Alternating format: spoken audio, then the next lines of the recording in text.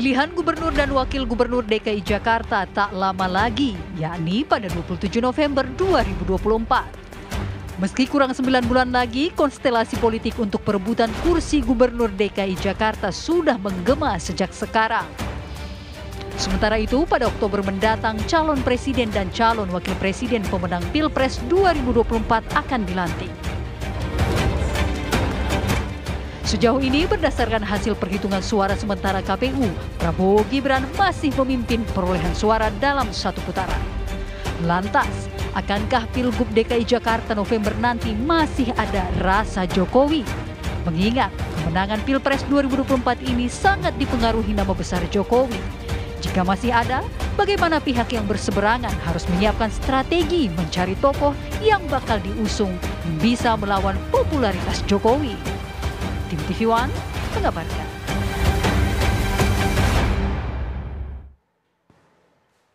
Ya pemirsa, namanya politik, memang apa yang bisa kita lakukan adalah menganalisis, melihat bagaimana potensi kejadian ke depan seperti apa. Itu yang akan saya bahas di Apa Kabar Indonesia Malam. Apakah rasa Jokowi masih akan terasa di Pilgub DKI Jakarta? Kita tahu bahwa untuk Pilpres begitu mempengaruhi. Orang-orang yang mendapat restu dari Presiden Jokowi, bahkan pembentukan koalisi besar untuk 02 dianggap ada faktor Jokowi pemirsa. Langsung saja saya akan tanyakan kepada narasumber saya, mulai dari yang hadir di studio TV One ada Kang Ujang. Selamat malam, assalamualaikum Kang Ujang. Selamat malam Mbak Caca. Mewakili PDIP di sini sudah ada Pak Gilbert Simanjuntak. Selamat malam Pak.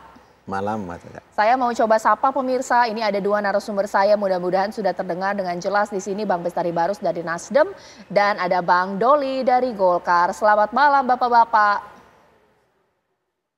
Selamat malam, assalamualaikum. Oke, saya mau ke pengamat terlebih dahulu. Boleh dong Kang Ujang komentarin. Ada yang salah atau mungkin jangan-jangan banyak benarnya judul saya pada malam hari ini. Rasa Jokowi bisa begitu terasa untuk Pilgub DKI Jakarta sama dengan Pilpres? Kalau saya bilang tergantung ya. Kenapa? Sekarang kan sudah ada kepastian. Pilkadanya kan tadinya tarik urut antara November, September. Tapi MK sudah memutuskan di November. Artinya begini, jangan lupa Pak Jokowi itu akan berakhir di 20 Oktober. Ya biasanya kalau September pilkadanya itu akan kuat pengaruhnya karena belum selesai. Aslinya masih menjabat kalau pilkadanya di September. Tapi jangan lupa pilkadanya saat ini adalah di November. Artinya Pak Jokowi sudah selesai. Ada dua kemungkinan yang bisa kita baca. Pertama, bisa Pak Jokowi punya pengaruh asalkan tadi Pak Prabowo-nya ada komitmen bersama dengan Pak Jokowi untuk saling mendukung. Artinya saling mendukung satu sama lain, ya Pak Jokowi mendukung Prabowo Gibran, di saat yang sama mungkin Prabowo mengamankan kebijakan-kebijakan termasuk keinginan-keinginan Pak Jokowi, termasuk di pilkada. Ya. Yang kedua, kemungkinan yang bisa saja bahwa ya nanti Pak Jokowi ya mulai, mohon maaf dalam tanda petik secara politik juga akan mulai tersisihkan. Oleh karena itu kita tidak tahu ke depan apakah deal apa yang terjadi ya antara katakanlah presiden yang lama, yang demisioner, Pak Jokowi dengan Pak Prabowo sebagai presiden yang baru. Karena pilkadanya di November tadi menarik. Karena kalau pilkadanya September, kekuatan Pak Jokowi masih powerful, masih jadi presiden. Tetapi kalau di November ini harus kompromi. Kompromi dengan kekuatan presiden yang baru, yaitu Pak Prabowo Subianto yang akan dilantik katakanlah di 20 Oktober nanti. Oke, kalau Bang Gilbert ada komentar tidak? Bisa jadi iya, bisa jadi tidak. Faktor Jokowi effect ini bisa mempengaruhi untuk konteks Pilgub DKI Jakarta. Karena sukses di Pilpres seperti apa? Saya melihat pendaftaran kan tanggal 27 Agustus ya, kemudian pilkadanya 27 November. Artinya ada periode masih campur tangannya presiden yang sekarang incumbent Jokowi di pencalonan. Tapi kemudian yang menentukan kan di waktu pilkadanya. Apakah kemudian masih ada pengaruh itu atau tidak, tergantung bagaimana dia menyusun kekuatan saat ini. Dan itu yang mungkin mesti kita antisipasi. Kalau dia kemudian menyusun kekuatan lewat parpol yang kemudian dia bisa pegang karena kasus-kasus tertentu, atau kemudian dia bisa pengaruhi lewat faktor yang lain, mungkin masih ada pengaruh. Tetapi seberapa besar saya kira sangat tergantung pada seberapa besar peranannya presiden yang menjabat di November 2024 ini. Jadi sangat tergantung pada hubungannya dia dan kemudian sikap yang diambil oleh presiden incumbent saat itu. Karena dia sudah berlalu begitu. Ya, kalau Bang Bestari Barus bagaimana? Ada komentar tidak? Tergantung dari treatment dari Presiden Jokowi ini seperti apa? Mengingat kemarin Sang Ketum sudah ketemu ini dengan Presiden, Bang Bestari Barus. Ya, saya kira Pilkada DKI akan sangat menarik ya. Sangat menarik sekali dan tentu juga menarik minat banyak pihak. Sisa-sisa daripada Pilpres tentu akan tetap mewarnai, kami yakini itu. Namun tentu kembali lagi bahwa setiap partai politik pasti sudah punya perhitungan masing-masing akan berkoalisi dengan siapa dan bagaimana. Mengingat bahwa ada satu kebiasaan di kita itu, di Pilpres boleh saja berkoalisi, tetapi di bawahnya di tingkat pilkada provinsi atau gubernur atau wali kota dan bupati bisa terjadi saling silang gitu ya antar koalisi ini. Jadi tentu kita akan melihat sampai di mana nanti bahwa antar partai politik ini membangun komunikasi dulu. Tentu sekarang agenda yang akan diselesaikan adalah Pilpres dan Pileg dulu. Baru nanti akan terlihat secara jelas ini siapa yang akan berkoalisi dengan siapa. Terlalu dini pada hari ini kalau kita mengatakan apakah masih ada rasa Jokowi di sana. Setelah selesai pemilu legislatif nanti ini, selesai penghitungan dan diumumkan oleh KPU, nah komposisi kursi di parlemen akan sangat kental mewarnai ya siapa yang akan berkoalisi dengan siapa, mengusung siapa. Saya kira itu.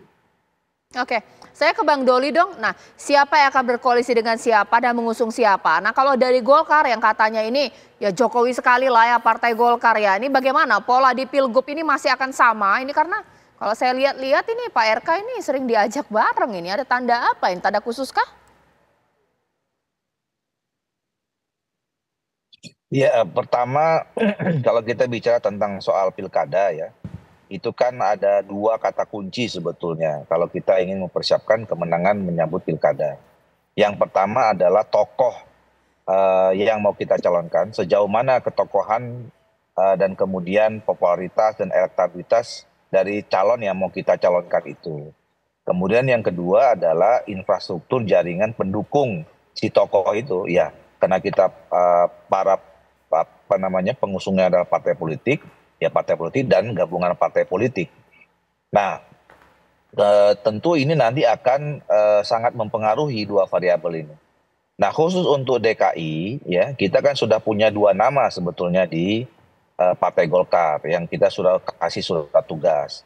Yang pertama adalah Ahmad Zaki, dia adalah Ketua DPD Partai Golkar DKI Jakarta, pernah menjadi bupati 2 periode di Kabupaten Tangerang, pernah juga jadi anggota DPR RI. Kemudian yang kedua adalah Saudara Ridwan Kamil yang sebelumnya adalah menjabat sebagai Gubernur Jawa Barat dan dua-duanya punya cita sukses di tempatnya masing-masing gitu. Nah, tinggal nanti kita akan melihat mana yang kemudian kita akan tetapkan. Nah, penetapannya ini juga nanti tergantung pada dua hal tadi. Nanti kita akan uji ya, tes. Selama ini kan mereka sudah bersosialisasi, kita lihat surveinya mana elektabilitas yang paling terbaik di antara keduanya gitu. Kemudian yang kedua adalah penerimaan dari partai-partai politik yang nanti kita akan ajak koalisi. Karena kalau kita lihat real count maupun quick count ya maupun real count hari ini hampir bisa dipastikan tidak ada partai politik pun yang bisa mencalonkan sendiri ya. Tentu semua partai harus mencari teman koalisinya. Nah, kami juga sudah ada pembicaraan sebetulnya di Koalisi Indonesia Maju.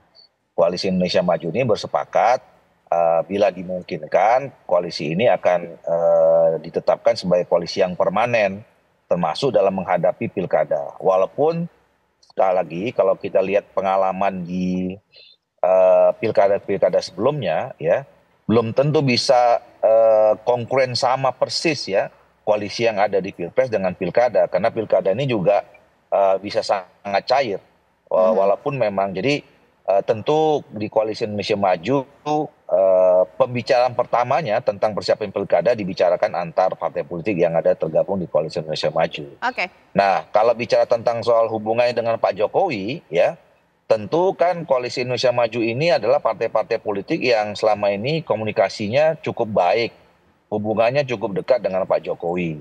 Nah, kalau ditanya soal rasa, ya mungkin diskusi-diskusinya nanti mungkin juga kita mendengarkan saran masukan dari Pak Jokowi yang selama ini memang Koalisi Indonesia Maju ini cukup baik dan dekat dengan Pak Jokowi. Baik, ditahan dulu Bang Doli, nanti sesaat lagi kalau dari Golkar sudah lampu hijau ya Kang Ujang ya, bahwa bolehlah kami akan siap berkoalisi sama dengan Pilpres.